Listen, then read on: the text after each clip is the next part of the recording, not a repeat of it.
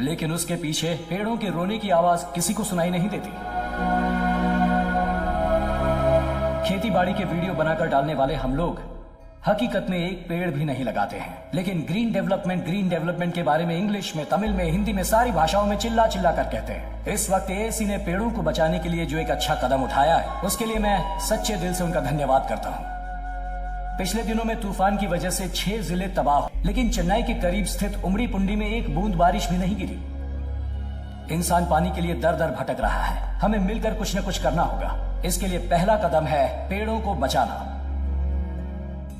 एक पेड़ से मिलने वाला ऑक्सीजन 3 इंसानों को सांसें देता है, लेकिन 3 इंसानों को पेड़ लगाने के लिए कहेंगे तो जवाब होगा ना। पेड़ों को हम इसी तरह खत्म करते रहे तो ऑक्सीजन की कमी हो जाएगी और इंसान जी नहीं पाएगा। इतनी लेटेस्ट टेक्नोलॉजी होने के बावजूद हमें खबरें पढ़ने के लिए न्यूज़पेपर चाहिए।